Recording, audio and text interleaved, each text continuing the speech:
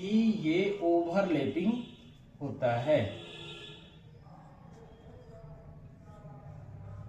ऐसे ओवरलैपिंग हमारा मछली के स्किन का, जैसे मछली का स्किन फिश का होता है वैसे हमारा इस पे ओवरलैपिंग होता है। तो होता क्या है कि जब भी हम लोग शैम्पू वगैरह करते हैं तो शैम्पू में जो क्लीनिंग एजेंट होते हैं जैसे सल्फेट होता है, पैराबीन होता है, मतलब जितने भी साल्ट, बहुत सारे साल्ट आते हैं, तो उसमें हर साल्ट का अलग अलग वर्क है। कोई क्या कि जैसे सल्फेट क्या करता है, लेदर क्रिएट करता है, मैंने झाग क्रिएट करता है।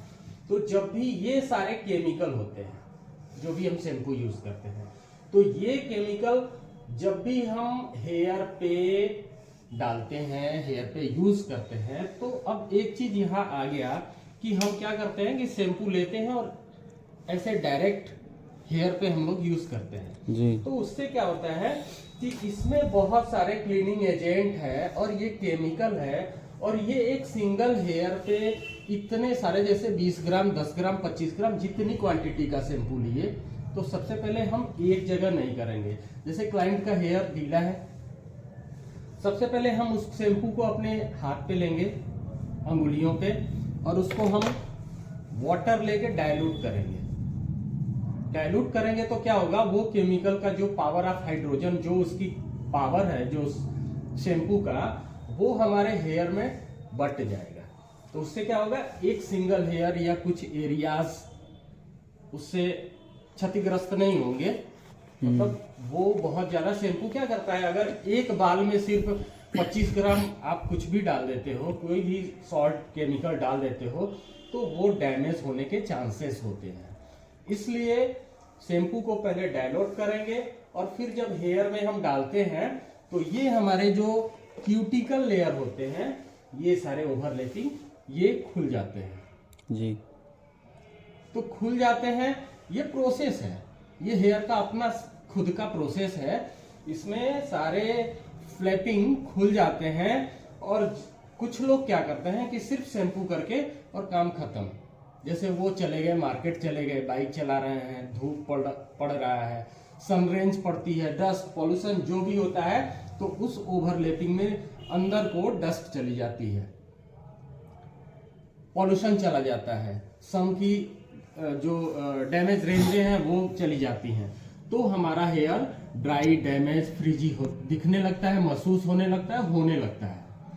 तो उसके लिए सबसे पहले हम लोगों को कंडीशनिंग बहुत जरूरी है। तो कुछ नहीं तो हम कंडीशनर कोई भी, एनीवे, डव, पैंटीन जो भी है, वो हमको शैम्पू के बाद बहुत मस्ट है हमको कंडीशनिंग करना। बट हम बात कर रहे हैं अभी क्रीम बात की, यानी हमारा स्पा क्रीम का क्या यूज है। तो स्पा क्रीम थिक होता है, थिक मतलब थोड़ा सा कड़ा होता है, और जो हमारा कंडीशनर होता है वो क्या होता है, थिन होता है, माने पतला होता है, उसमें पतलापन होता है।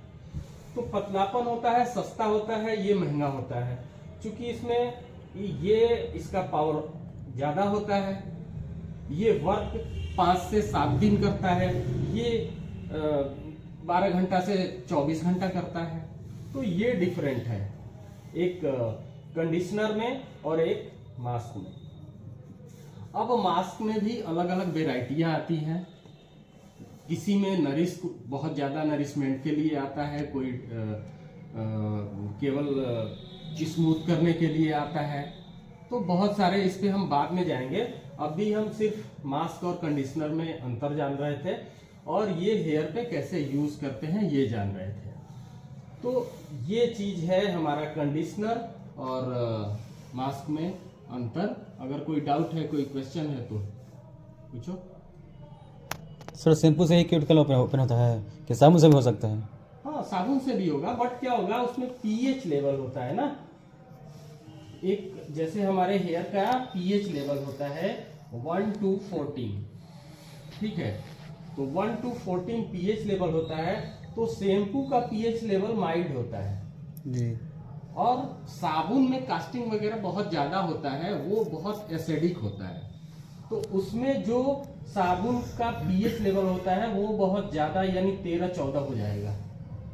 तो हम इसलिए हेयर पे साबुन नहीं लगाते हैं कि वो बहुत ज्यादा कड़ा कर देगा, रूखा कर देगा। उसमें एसिडिक जो होता है वो हमारा क्या होता है पीएच लेवल में कि एक ये एसिडिक की तरफ होता है, ये अल्कलाइन सॉरी ये एसिडिक की तरफ होता है और ये अल्कलाइन की तरफ होता है।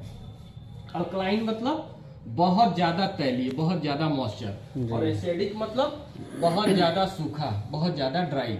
जी। तो क्या होता है कि बहुत ज्यादा ड्राई हो जाता है, यानी हमारा 13-14 लेवल जो साबुन का पीएच लेवल होता है वो बहुत ज्यादा होता है।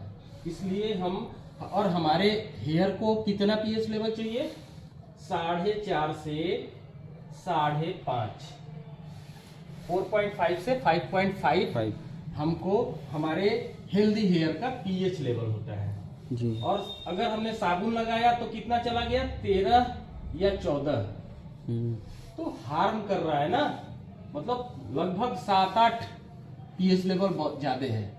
तो हमको इसको मेंटेन करने के लिए इसलिए हम शैम्पू यूज करते हैं ताकि ये माइल्ड होता है। तो माइल्ड जब यूज करेंगे फिर भी ये माइल्ड होने के साथ साथ भी इसका भी पीएच लेवल, जैसे पेंटीन का पीएच लेवल 8 से 9 है, उसी तरह ठीक क्लिनिक प्लस का पीएच लेवल लगभग 9 से 9.5 या 10 है। तो हम क्या करेंगे, अगर एक तो इसको भी मिनिमाइज करते हैं, तो इसीलिए अगर हम ये चीज अपने हेयर में डालते हैं तो इसके साथ साथ कंडीशनिंग बहुत जरूरी हो जाता है। और फिर अगर हमारे पास हम उसको वेयर कर सकते हैं तो फिर हम मास्क भी यूज करते हैं, बट मास्क और कंडीशनर में यूज करने का भी डिफरेंट तरीका होता है। अब हम कंडीशनर एक दिन बाद 2 दिन बाद, हफ्ते में 2 दिन 3 दिन यूज कर सकते हैं अपने हेयर पे, बट ये जो थिक प्रोडक्ट है जो हम स्पा होता है, स्पा क्रीम या मास्क बोलते हैं, ये हम डेली यूज नहीं कर सकते हैं। तो इसका नुकसान सर क्या है? हाँ, इसमें नुकसान है कि बहुत ज्यादा अगर हम मास्क को अपने हेयर पे अगर डेली करने लगे तो वही सब पीएच लेवल का है। पीएच लेवल बहुत ज्यादा एसिडिक ना होके बहुत ज्यादा अल्कलाइन हो जाएगा। तो हमको क्या करना है, एक हमारा जो पीएच लेवल है, यानी हमको अगर हम इंसान है तो हम जैसे 2 रोटी खाते हैं जी, तो हमको कम भी नहीं खाना है। कम खाएंगे तो क्या हो जाएगा, दुबले हो जाएंगे, ब्लड नहीं बनेगा, कमजोरी आएगा, चक्कर आएगा। और ज्यादा खा लिए तो क्या होगा, पेट खराब हो जाएगा, पेट खराब हो जाएगा, उल्टी आने लगेगी। तो कहने का मतलब हर चीज का एक अपना लिमिट, एक हिसाब किताब होता है, एक सीमा होती है। तो उसी तरह इसकी भी एक सीमा है। तो हम क्या करते हैं, इसको नरिश करने के लिए यूज कर रहे हैं, और सिर्फ नरिश पे ही नरिश लगे रहे तो क्या होगा, वो भी हमारा अल्कलाइन हो जाएगा हेयर और तैलीय रहेगा, तो भी हमारे स्कैल्प को नुकसान करेगा। सो कोई भी चीज अगर यूज करेंगे तो उसका ध्यान रख के करेंगे। जी, ओके।